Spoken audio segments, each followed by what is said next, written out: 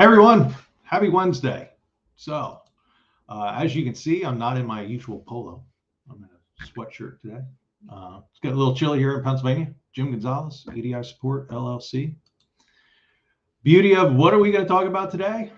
Let's talk about how can tech teams navigate the challenges of EDI provider-owned maps. So, what does that mean? That means you're outsourcing to a company to provide you and create those maps that you have with your different trading partners. So as you're going through and you're dealing with those different providers, those providers can be, SAP or SAP. Wow, can't even talk today. SPS Commerce, True Commerce, Clio.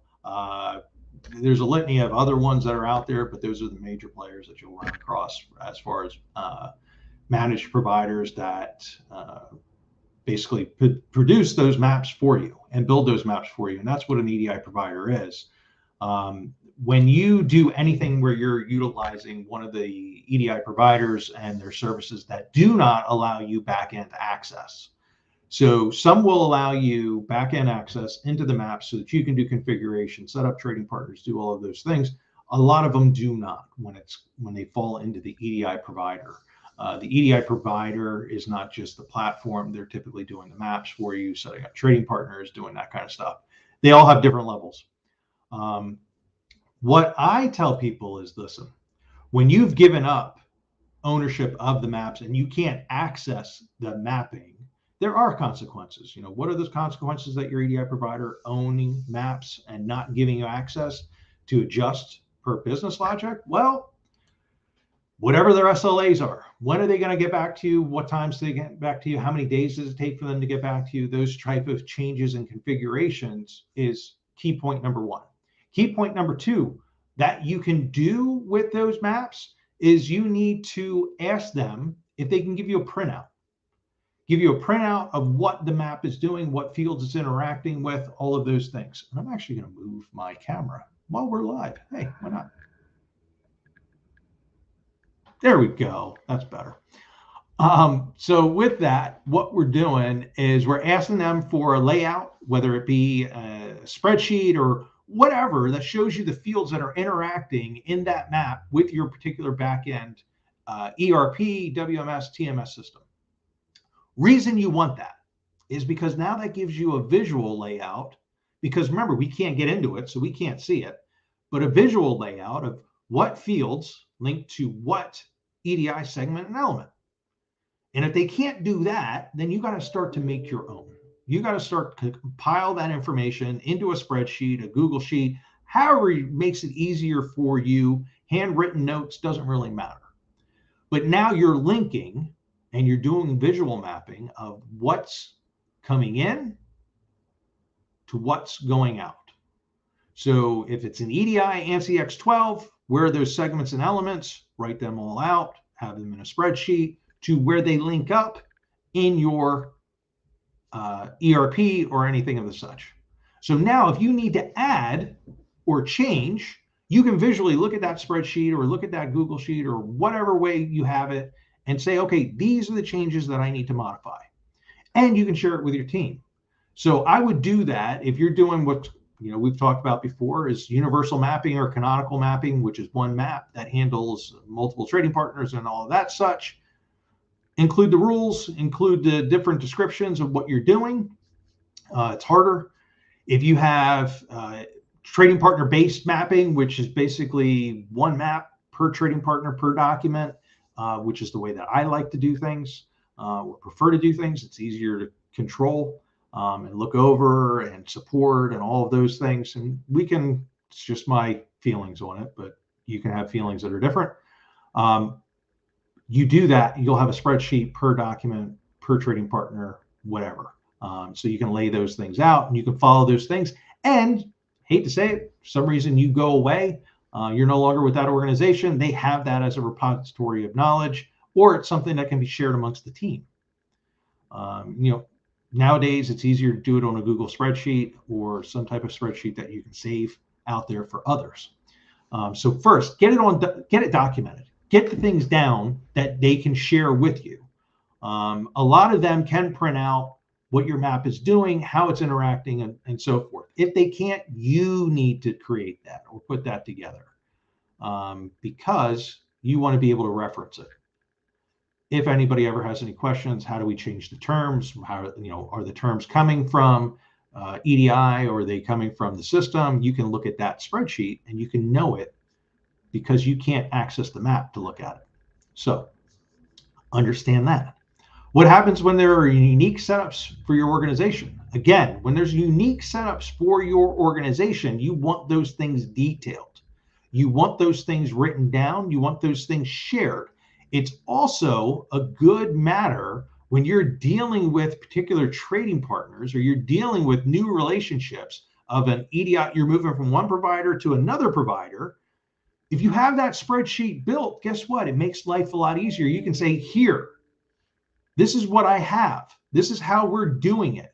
These segments and elements relate to here in our ERP, or our ERP field relates to these segments and elements in this particular transaction.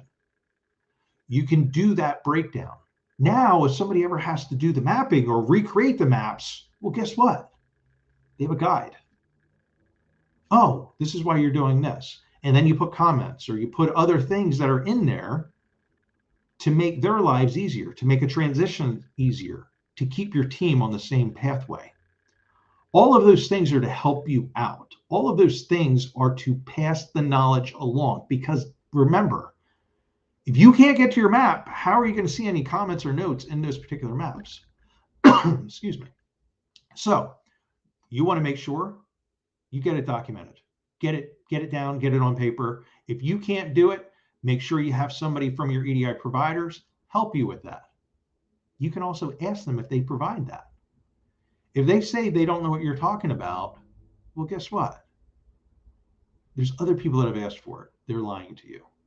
There's other people that are wanting to see that information, to store that, to have it in their own repository, because if you ever want to move from them to another provider, or you ever want to bring it in-house, you now understand what you're doing in those associated maps. Again, if it's canonical, you're going to have different rules on each one of those. Maybe a rule for Best Buy, maybe a rule for, hey, we handle Amazon this way. Hey, we handle Walmart this way. Hey, whatever. You're going to have that in there, or healthcare claims, or whatever it may be. That information is going to be inside of there. And then how to deal with such a situation. Examples are leading back to documentation, are leading back to, you can do this not only for EDI ANSI X12, you should also do this for XML mapping, you should also do this for JSON, you should do it for anything where you're looking at two systems interacting together, because now you're matching up the essential data flow from what we call the target and the source. So source is, where's the data coming from? Is it an ANSI X12 and it's going into SAP Business One and we're doing it through API? Okay, so it's JSON or XML is our target file format that we want to get to. How do they link together? What are the fields doing? Where are the conditions? Where is all of that information? We need that. We need copies of our mappings. We need those things. EDI communications, all of those things, because guess what? Now you have your own repository. You have what is also referred to as an EDI inventory of your trading partners, of your connections, of your mappings.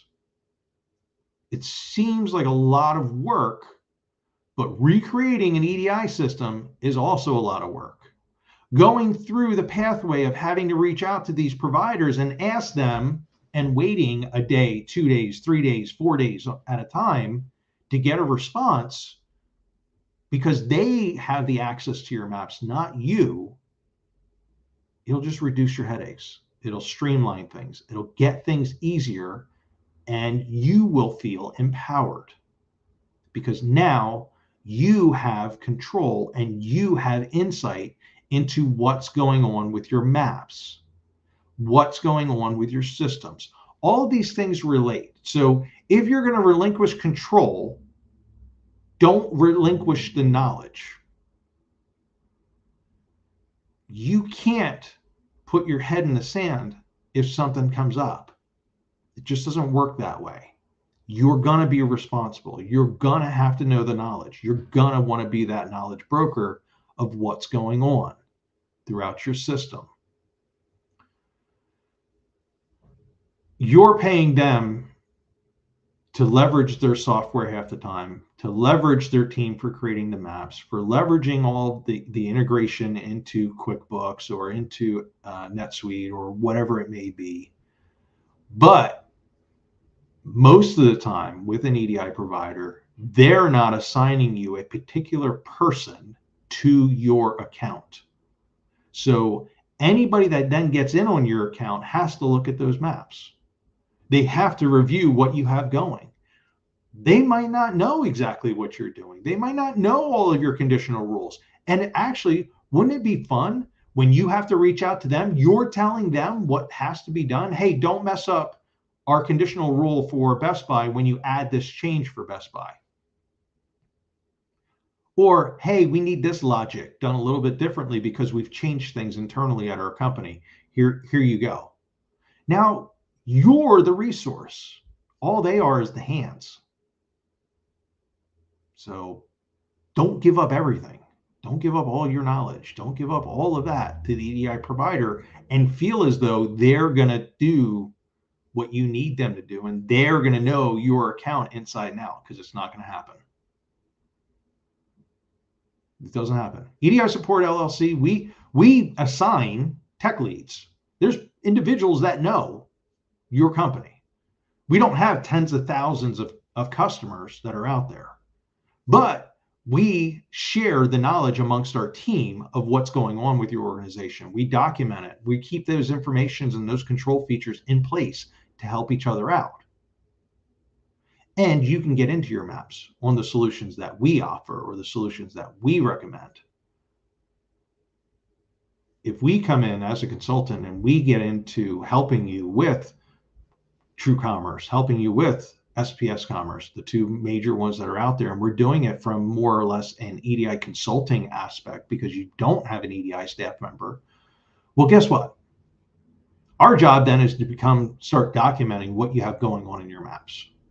Because now I can share that amongst my team, or my team can share that with me, or whatever, or we can share it with you. Because now our hands aren't fully tied. We know what's moving or what should be moving in that map. And if that map should break, why did it break? If we didn't request a change, why did it break? Now you can hold them accountable. This is what you told me our map was doing for this particular document. And now all of a sudden it's not doing that. Why?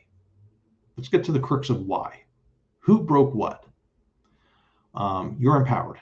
It's really just getting at the knowledge. It's getting at being able to share that across your team.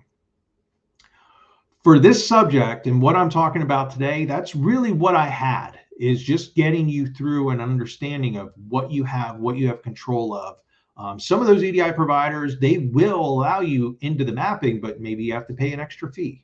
Maybe it's another monthly subscription. Maybe it's a user account. Maybe it's one of those things.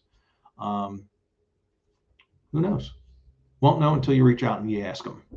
But I would definitely highly suggest starting to build that breakdown of what you're doing with the different trading partners, what you're doing inside of that different document, all of those things, because now you have that knowledge internally. And if you should ever need to move away, guess what? You have a lot of the knowledge. You have a lot of the understanding as to what's going on. And you can hand that to your next provider. You can hand that to the person that comes onto your team. You can hand that to your consulting group that you're reaching out to help you. If you have any questions, again, Jim Gonzalez, EDI Support LLC. We're here to help you. I'm here to help and answer any knowledge and share as much knowledge as I can. Share the questions, share the insight, share the things that have maybe kept you up at night. Who knows? EDI sometimes keeps me up at night, as weird as it is, for as long as I've been doing this. But follow us here on LinkedIn. Subscribe to our channel on YouTube. Give us a thumbs up. Give us some commenting. Join our Discord group. All of the links are going to be in the details section below this video. And again, have a great day. Stay warm out there. The holiday season and the cold season upon us here in Pennsylvania, and through most of the world. So I will talk to you guys later. You take care. Bye-bye.